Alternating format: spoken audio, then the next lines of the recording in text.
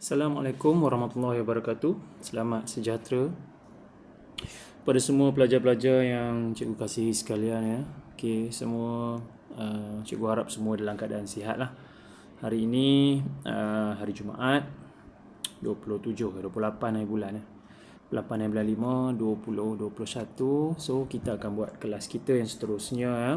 So hari ini kita dah selesai dengan keupayaan elektrod piawai yang lepas. So hari ini cikgu nak masuk pada awak satu lagi subtopik yang penting di dalam elektro ataupun keseimbangan redox ni, iaitu berkaitan dengan sel kimia.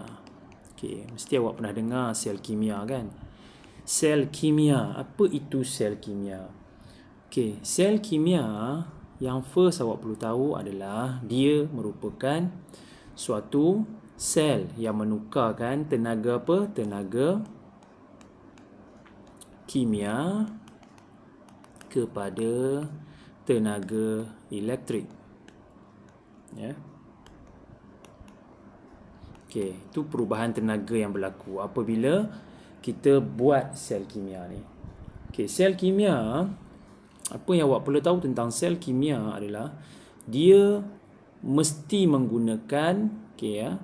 Ni contoh sel kimia ya. Sel kimia nama pun tenaga kimia, bermaksud ada proses kimia yang berlaku ya. Kita gunakan suatu larutan ya, dan kita celupkan dengan dua elektron yang berbeza. Maksudnya berbeza di sini adalah elektron itu mesti berbeza kedudukannya dalam siri elektrokimia ataupun dalam siri E0 kita. Ya, sebabkan kita dah belajar tentang E0 kan. So berbeza dalam siri E0. Siri E0 kita yang kalau nak kahwin lah. Kan? So bermaksud dia mesti berbeza. Okey. Kemudian kita sambungkan dia dengan voltmeter. Voltmeter ni nak menunjukkan bila dua elektrod digunakan ya. Bila dua elektrod digunakan, dia akan menghasilkan tenaga keupayaan yang berbeza dan menghasilkan tenaga elektrik. Okey, contoh cikgu ambil di sini adalah elektrod magnesium. Okey, elektrod magnesium dan juga cikgu ada elektrod cuprum. Okey, elektrod cuprum. Elektrod ni dia macam rod lah. Dia macam rod, suatu pepejal rod yang dalam bentuk pepejal lah kan, dalam bentuk logam tu. So kita masukkan dua-dua. And then kita rendamkan dia dalam larutan. Dalam larutan ya, kita boleh gunakan, biasa kita gunakan larutan yang asid lah. Larutan asid, contoh kita guna larutan asid hidroklorik. Okey. So kita boleh guna larutan asid hidroklorik. Okey. Atau HCl. Okey, atau kita boleh gunakan larutan daripada salah satu daripada elektrod yang ada ni. Tapi kena guna daripada larutan yang miskin. Larutan yang miskin maksudnya di sini di antara magnesium dengan cuprum, siapa lagi miskin? Okey, untuk sel kimia ni cikgu ada satu rumus ya, ataupun cikgu ada satu formula yang awak kena ingat ataupun awak kena hafal. Iaitu cikgu gunakan, awak dah tahu dah dermeno trimopiti kan. So ini cikgu hanya tambah sikit saja, iaitu di depan dia. Iaitu kita gunakan rumus baik. Sorry. Kita gunakan rumus orang kaya. Anak panah kat atas, orang kaya dermeno. Ya. Orang miskin terima PT. Ya. Orang miskin terima PT. Okey. So itu adalah dia punya, apa kita kata?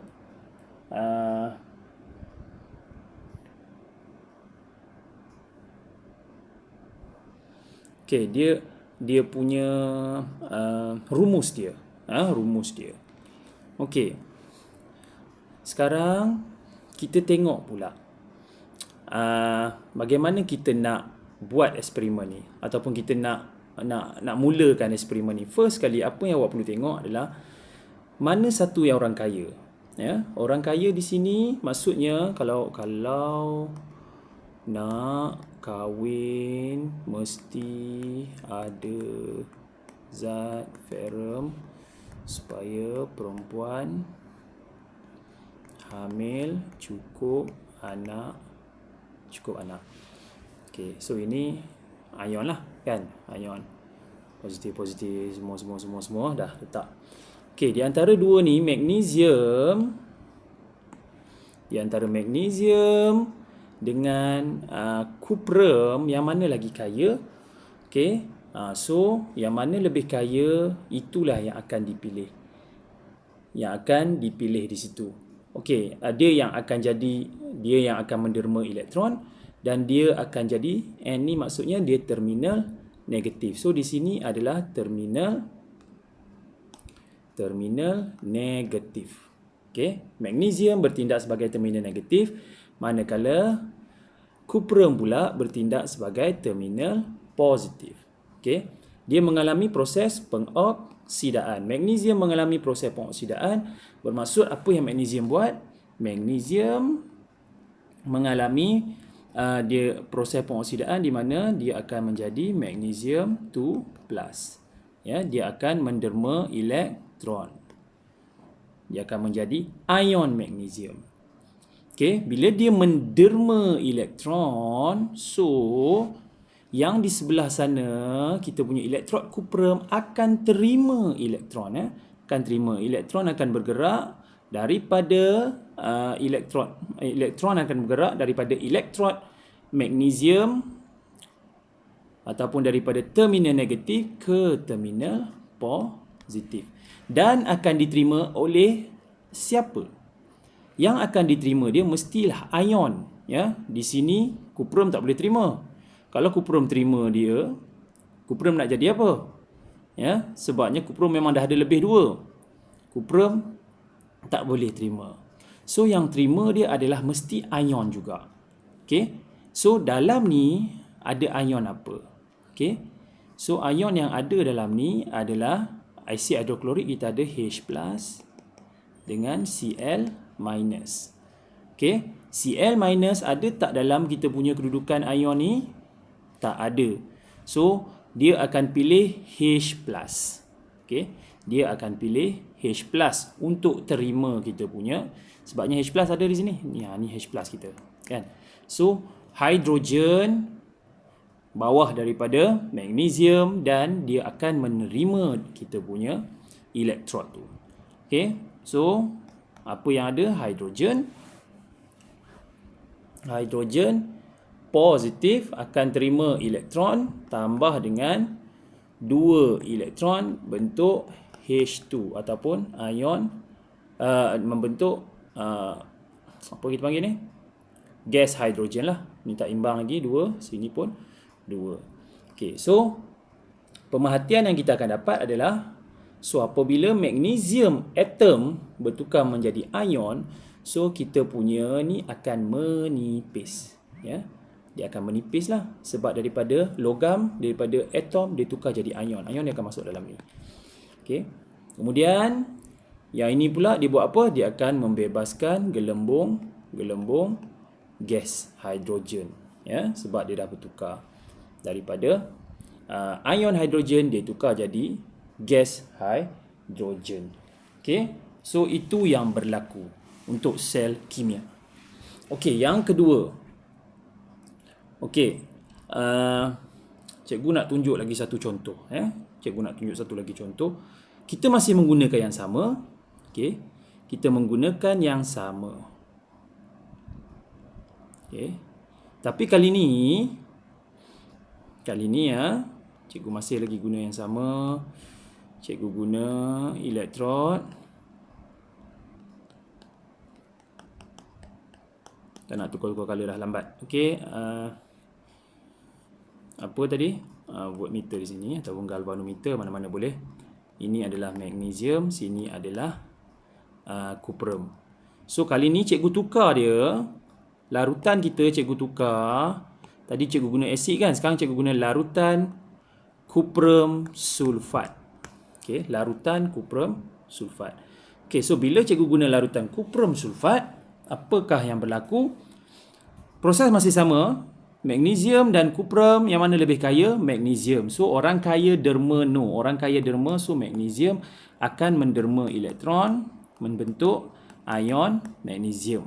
So, apa yang berlaku? Kepingan, pemerhatian kita, kepingan magnesium menipis. Okey, so itu yang berlaku. Okey, yang di sebelah sini pula, tadi ini adalah terminal negatif, ini terminal positif, elektron bergerak daripada terminal negatif ke terminal positif masuk ke sini. So yang di sini pula ion apa yang hadir? Ion mana yang akan terima? Okey, tadi kita ada ion hidrogen sahaja. Okey, ion hidrogen dengan ion klorida. Tapi kali ni kita ada ion, nama pun larutan kan? Kalau larutan mesti ada air. So ion yang hadir adalah cation yang menerima ni mesti cation. Ion yang hanya terdapat dalam siri elektrokimia kita. Ya, dalam siri elektrokimia. Okey, ion yang hadir adalah ion Cu2+, lagi ion apa ni? Ion sulfat, dan juga ada air. So ada ion H+ dan juga ion OH-. Ini adalah daripada air kita, H2O. Okey, so ada 4 ion hadir, tapi yang mana satu yang akan dipilih di antara Cu2+ dan juga H+. Okey. So, nak pilih pula, kena tengok yang mana lagi miskin. Yang mana lagi miskin di antara dua ni. Itu yang akan kita pilih. Okey. Ataupun kita akan kata kerana kedudukan ion mana yang lebih rendah dalam siri elektrokimia. So, itu kita punya jawapan. Kita akan bagi, kalau contoh, yang mana lebih rendah? Di antara hidrogen dengan kuprum. So, kuprum lebih rendah. Jadi, kuprum yang akan dipilih untuk dinyah-cas. Okay, so ion kuprum Cu2+, dia buat apa? Dia terima 2 elektron, so dia jadi atom kuprum di sini. So, apa yang berlaku? Kepingan magnesium akan menipis disebabkan magnesium jadi ion magnesium. Manakala kepingan kuprum pula akan menebal disebabkan ion kuprum dalam ni dia akan jadi atom kuprum. Okey, so dia jadi sini, dia letak di sini. Okey, tebal satu, nipis satu. Dan juga warna larutan kuprum sulfat, warna dia biru. Tapi bila ion ni, ion kuprum ni dia tukar jadi atom, jadi warna ni lama-lama akan pudar. Jadi apa yang berlaku kepada larutan? Larutan warna biru bertukar tidak berwarna ataupun pudar. Bertukar tak warna ataupun dia akan jadi pale ataupun warna dia menjadi pudar. Okey, so itu adalah apa yang berlaku untuk sel kimia. Okey, and then kita kaitkan sedikit, kita kaitkan sedikit dengan E0 kita, E0. Apa yang kita nak belajar tentang E0? E0 kita dah belajar. Di mana di sini kita kena tahu pula dia punya nilai E0 dia. Macam mana nak tahu nilai E0? Simple je. Nilai E0 ialah nilai yang kita dapat daripada E sel. Nilai E0 ni ataupun nilai E0 sel sama dengan E0 daripada katot tolak E0 daripada anod. Ya. Yang positif akan tolak yang negatif. Okey.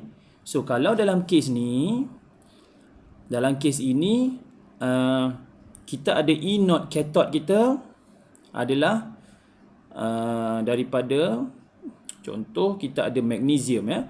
Okey, cikgu E0 katot. Katot yang mana? Yang mana katot? Okey, N ialah anod ya. N dia adalah negatif dan pada masa yang sama dia adalah anod. Okey, jadi N ni anod. So negatif ni anod. So positif ini adalah katot. So katot datang daripada kita punya kuprum kita. Kuprum kita adalah katot. Jadi kita kena tengok berapa nilai E0 bagi katot. Okey, kalau yang lepas cikgu ada ajar you kan. Okey, kita tengok nilai E0. Nilai E0 di sini kan. Nilai E0 bagi cuprum. Okey, cuprum boleh draw tak? Okey. 0.40. Sorry silap. Cuprum ni dia 0.34. Positif 0.34. Okey, kita balik semula kat tadi. Positif 0.34 tolak dengan E0 bagi N0. N0 iaitu magnesium. Okey, kalau magnesium pula E0 dia, nilai E0 bagi magnesium, mana magnesium? Okey, magnesium ini nilai dia negatif 2.38. Jadi kita tolak negatif 0.238. Okey, so nilai yang kita dapat sama dengan ini negatif ni dia akan jadi positif lah. 0.34 tambah 2.38. So awak dapatlah nilai akhir dia 2.72.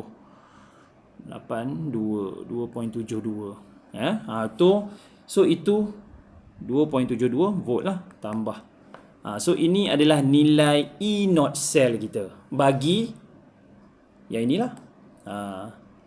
Yang ini yang cikgu guna larutan cuprum sulfat. Kalau cikgu guna larutan atas ni, iaitu kita hidrogen tadi terlibat. So, kita ambil lah hidrogen punya nilai E0 dia. Hidrogen, tengok hidrogen ni yang hidrogen ya. Hidrogen kosong. Hidrogen kosong tak ada masalah lah. Kosong, E0 cell sama dengan E cathode iaitu kosong tolak dengan magnesium dah ada tadi 2.38 kan. So nilai akhir dia positif 2.38 volt. Okay, so itu nilai E0 cell bagi yang di atas. Okay, yang di bawah sebabkan dia guna cuprum. Dia ion cuprum yang dinya cas. Okay, so itu cara untuk kita mengira nilai E0 cell. Okay, so cikgu harap boleh faham. Okay, so magnesium tadi dia mengalami proses sebabkan kita redox kan. So magnesium jadi magnesium 2+, so proses pengoksidaan. Jadi magnesium merupakan ejen penurunan. Proses pengoksidaan ejen penurunan. Okey, ion cuprum pula. Ion cuprum merupakan mengalami proses penurunan dan merupakan ejen pengoksidaan. Okey. So itu kalau kita kaitkan dengan redox. Okey. Lagipun dah ada dah kat atas ni, dalam rumus ni pun dah ada nama proses pengoksidaan, yang ni T ni proses penurunan. Jadi proses penurunan ejen pengoksidaan. Okey. So itu untuk sel kimia secara ringkas lah. Ya, secara ringkas sel kimia. Okey. Sel kimia pula, lagi satu sel kimia, kita boleh bahagikan satu lagi sel kimia juga dia sel kimia tapi nama dia lain sikit. Nama dia adalah sel Daniell. Okey, nama dia adalah sel Daniell. Okey, apa beza sel Daniell? Sel Daniell. Sel Daniell. Daniell sel dan sel kimia tadi perbezaan dia cuma satu. Sama juga dia menggunakan masih lagi root yang berbeza dari segi keupayaan dia. Satu yang berada di atas, satu lagi yang berada di bawah. Cuma kali ni dia direndamkan dalam larutan dia masing-masing. Okey. Dia direndamkan dalam larutan dia masing-masing dengan menggunakan, kita kata dia ada penyambung dia lah. Okey, contoh yang pertama. Okey, gambar dia begini. Contoh cikgu nak gunakan cuprum. Okey. Cikgu gunakan cuprum dan juga zinc. Okey, kali ini ubah sikit. Kita guna zinc dengan cuprum. Cuma beza dia adalah zinc ni kita letak dia di dalam dia punya bekas dia. Ya, dan direndamkan di dalam dia punya larutan dia. Zinc rendam dalam larutan garam dia. Contoh, cikgu rendamkan dalam zinc sulfat. Okey, zinc sulfat, larutan zinc sulfat. Okey, so zinc direndamkan dalam larutan dia, manakala kuprum pula direndamkan dalam larutan dia, iaitu larutan kuprum sulfat. Okey. So dua direndamkan. Bekas ni dipanggil sebagai pasu berliang. Ya, bekas tu pasu berliang. Pasu berliang ni apa fungsi dia? Membenarkan dia nipis ya, dia macam tube whisking dulu awak dah belajar form 2 kan. Dia ion boleh keluar masuk. Ya. Dia boleh keluar masuk. Sebab tube tu nipis. Membenarkan, fungsi dia membenarkan ion-ion mengalir melaluinya. Itu fungsi pasu berliang dalam sel Daniell. Okey.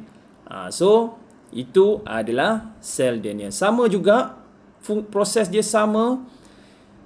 Apa yang kita nak tahu tentang ini, kita masih gunakan derma no terima PT. Orang kaya derma, siapa orang kaya? Antara zinc dengan magnesium, dengan kuprum, dah tentulah zinc atas, kuprum di bawah. So kita akan pilih zinc untuk dinyah cas. Okey, zinc orang kaya derma no terima PT. Okey, orang kaya, orang miskin. Orang kaya derma, ni terminal. Tentulah terminal negatif. Negatif juga adalah anode. Okey, positif ialah cathode. Okey, kemudian proses pengoksidaan. Jadi zinc buat apa di sini? Zinc jadi zinc 2 plus tambah 2 elektron. Okey, so jadi apa berlaku pada zinc? Zinc akan menipis sebab dia jadi ion. Sorry, tak habis, tak lengkap ni lukis tadi. Patutnya kena ada apa? Kena ada voltmeter lah untuk sambung dua ni. Sorry. Okey, kemudian elektron akan bergerak. Dia sebab dia derma elektron, jadi dia akan bergerak daripada rod zinc tadi, dia bergerak pergi kepada rod kuprum, ataupun dia bergerak kepada elektrod kuprum. Okey, kemudian di terminal positif pula, kuprum kita akan menerima elektron tadi. Bukan kuprum yang akan terima, tapi ion kuprum tadi. Ya, ion kuprum. So Cu2+ yang akan terima. Apa Cu2+ buat? Cu2+ terima 2 elektron, dapatlah Cu. Okey, dapatlah kuprum. So bila dapat kuprum, pepejal perang tu akan terenak pada kita punya elektrod kuprum kita. So sini akan menebal dengan warna perang lah, sebab kuprum kan warna perang. Okey, so itu yang berlaku. Okey, dia terima elektron. Nama proses dia, okey, ni proses T turun, proses penurunan. Kuprum 2+ ialah ejen ejen pengoksidaan. Okey, manakala zinc pula, zinc kita tulis, dia adalah proses pengoksidaan, manakala zinc merupakan ejen penurunan. Okey. So, nak mengira E0 cell. Okey. Okey, sel Daniell juga boleh ditulis dengan cara yang simple. Kalau soalan tu tulis begini ya, sel dia akan tulis begini. Untuk sel Daniell dia akan tulis begini ya. Zinc sel yang first ni adalah anode. Ini adalah terminal negatif. Terminal negatif. Di sebelah sini terminal positif. Dia akan tulis begini. Dia akan tulis sel terminal positif berlaku zinc. Tarik sini, dia akan jadi zinc 2+. And then ada 2 di tengah ni. Dia buat 2. 2 ni menunjukkan ni adalah simbol untuk pasu berliang ataupun porospot, titian garam. Ataupun titian garam. So dia letak 2 slash di tengah. And then dia jadi apa? Sebelah sini pula Cu2+ sempang Cu. Itu yang berlaku di sini kan, Cu2+ jadi Cu. Okey, so ini bila nampak sini sel zinc zinc 2 plus slash 2 zinc cuprum 2 plus slash Cu. Ini menunjukkan ini adalah sel Daniell. Yang ni adalah sel Daniell. Sel kimia dia tak tulis begini. Sel Daniell saja yang ditulis begini. Okey. Jadi kita kira E naught sel dia, E naught sel sama dengan E naught cathode.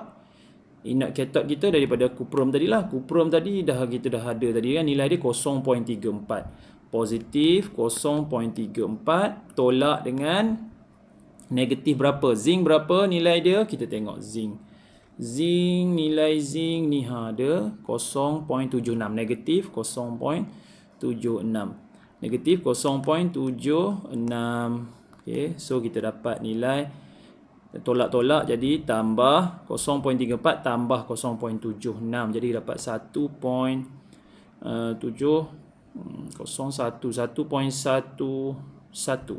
volt positif. Okay, so ini adalah nilai E naught sel bagi sel Daniell yang melibatkan zinc dan juga melibatkan cuprum. Okay, so itu adalah contoh yang cikgu boleh buat untuk awak. Okay, cikgu nak bagi contoh sini ya. Satu.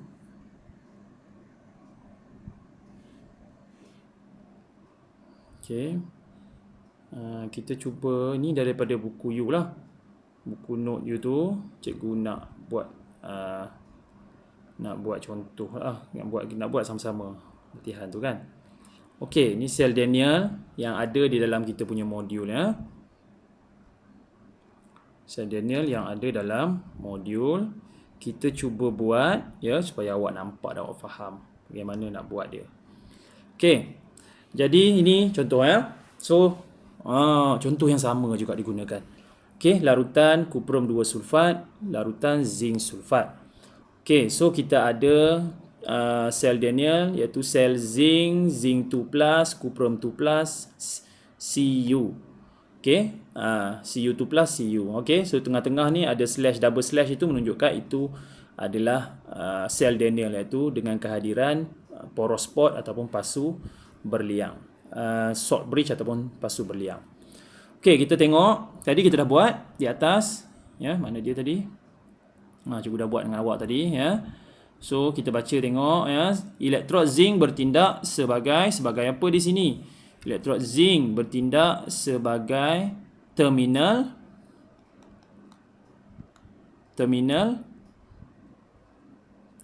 apa tadi? Zinc terminal negatif kerana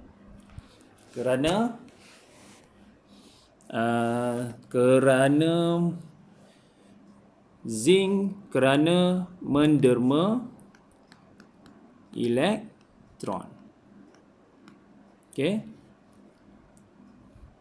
Okey, elektrod zinc akan menderma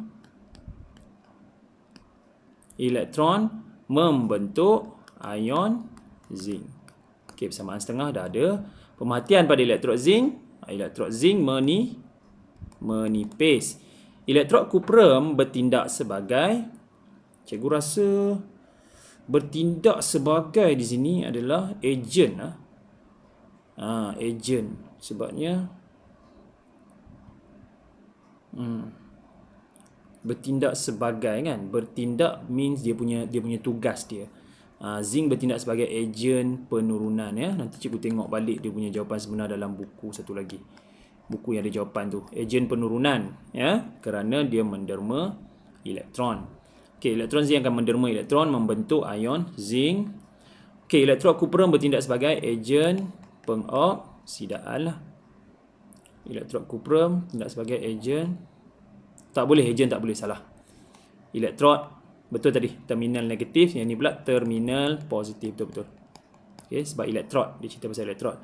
Kerana menerima elektron. Okay. Kerana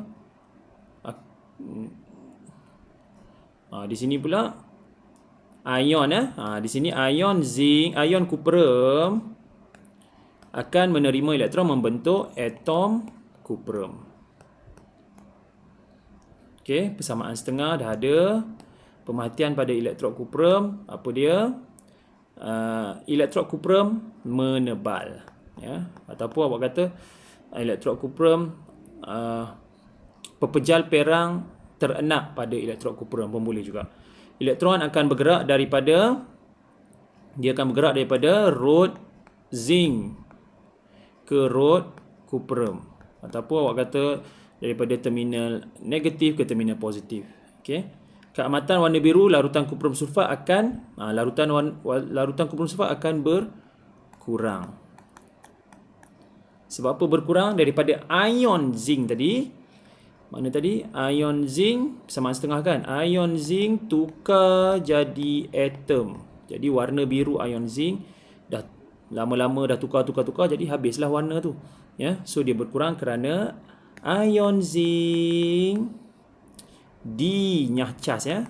Ion zinc ada cas kan? Betul, kita buang cas, dinyah cas membentuk atom kuprum. Okey. Okey, ini nilai ni nilai dia. Cathode apa tadi? E0 cathode. Cathode ni apa ni dia tulis sini? E0 cathode. E0 ni sel zinc lah kan? Anode sel kuprum. Ini cikgu nak tengok balik apa dia punya jawapan dia. Ni tak ada, sepatutnya tak ada apa pun ni, kosong lah sepatutnya. Ya, tak ada isi lah. Yang ni pun kita dah kira tadi kan. E0 kita boleh kira, awak kira di bawah ni. Berapa nilai dia dapat. Okay, so itu untuk sel Daniell, ya. Okay, so senang je sel Daniell. Okay, kemudian satu lagi contoh. Dia menggunakan, tadi cikgu cakap tadi, sel Daniell ni juga kita boleh gunakan salt bridge. Salt bridge ni pula beza dia dengan sel yang menggunakan porosport ni. Porosport dia gunakan satu bika saja, tapi salt bridge ni dia guna 2 bika. Okey, contoh beginilah. 2 bika, ya. 2 bika, di tengah-tengah dia kita letak salt bridge. Di tengah-tengah ni kita letak salt bridge ataupun titian garam, kita panggil titian garam. Sama fungsi macam porosport, cuma kali ni kita gunakan 2 bika dan disambung dengan salt bridge, ya. 2 bika kita letak elektrod kita, contoh cikgu guna magnesium, dan di sebelah sini cikgu guna argentum Ag, ya. Cikgu guna argentum and then sambungkan dengan voltmeter. Okey, sambungkan dengan voltmeter dan direndam apa? Magnesium, dah tentulah rendam dalam magnesium sulfat, larutan magnesium sulfat. Argentum pula larutan argentum nitrat. Boleh tak larutan argentum sulfat? Boleh lah, asalkan dia larut lah. Jangan argentum klorida tak larut. Kita guna nitrat sebab nitrat paling selamat lah. Nitrat kan adalah garam yang larut dalam semua kan. So ini dia punya bentuk sel dia. Adakah sama macam yang di atas? Sama sebiji, ya, sama sebiji. Kalau kita nak buat hasil dia sama juga, ya. Cuma yang berbeza adalah bentuk bika dia. Ini kalau cikgu tulis, cikgu akan tulis sel Mg lebih kaya kan, Mg2 plus, tengah-tengah ada 2 slash and then Ag plus tambah Ag plus slash Ag, ya. So itu adalah sel ini, sel Daniell juga lah, cuma bentuk dia menggunakan salt bridge ataupun titian garam. Okay, so selesai, habis untuk sel kimia. Okay, so tolong buat latihan yang ada dalam you punya modul, ya, untuk tempoh Sabtu Ahad ni. Lepas tu cikgu akan bagi lagi latihan yang terdapat dalam buku teks. Okay, jadi tolong buat tugasan yang diberi ni daripada muka surat. Kita ada sel kimia muka surat 16, muka surat 15, awak mana buat lah 15 15 mungkin dah buat dah kan. Nak buat tu. 16, 17, 18. Ya. 16, 17, 18. Ya, tolong buat di situ. Okey, apa yang berlaku semualah ditunjuk. Dia ada minta pemerhatian di elektrod negatif, pemerhatian. Okey, so ingat untuk sel kimia dan juga sel Daniell, dia sama juga. Kita menggunakan orang kaya derma, no orang miskin terima PT. Untuk apa ni? Untuk nak tahu orang kaya mesti dia terminal negatif, mesti melakukan proses pengoksidaan. Mana kalau orang miskin pula, kita akan pilih ion dia. Ya, ion dia yang akan jadi terminal positif. Elektrod tu jadi terminal positif lah. Yang diturunkan itu adalah dia punya ion. Sama ada H+ biasa ataupun kalau dalam kes yang di bawah ni Ag lah, Ag+. Bukan argentum tu. Ag+, jadi Ag, ya. So dia terima elektron. Proses penurunan ejen pengoksidaan. Okey. So itu saja. Cikgu harap buat latihan banyak-banyak, ya. Tak faham boleh tanya cikgu. Cikgu suka kalau awak tanya tanya khusus apa yang awak nak tahu. Jangan tanya terlampau umum, ya. Terlampau umum payah cikgu nak menjawab sebenarnya, ya. Tanya secara khusus. Soalan awak dah jawab soalan, tanya apa yang awak nak. InsyaAllah cikgu cubalah jawab, ya. Biasa cikgu bagi voice note saja untuk ni, ya, sebab payah kadang-kadang nak tulis tu panjang penjelasan tu. Okey, so itu saja. Terima kasih banyak-banyak. Cikgu harap buka sekolah nanti kita dapat jumpa dan kita boleh teruskanlah, ya, sesi pembelajaran secara bersemuka seperti biasa. Walaupun cikgu rasa macam mustahil lah nak berlaku kan, sebab kes makin tinggi kan. Tapi kita doakan sama-sama, ya. Semoga semua kes ni dia akan turun lah, supaya kita boleh berjumpa, boleh berbincang dengan lebih mendalam lah. SPM pun tak ditunda nampaknya kan. Kerisauan cikgu pun tinggi lah sekarang duduk rumah. Awak pun patut risau lah, ya. Bila risau kena buat banyak latihan supaya awak boleh catch up balik. Okay, thank you. Itu saja. Jumpa lagi insyaAllah. Assalamualaikum dan selamat sejahtera. Thank you.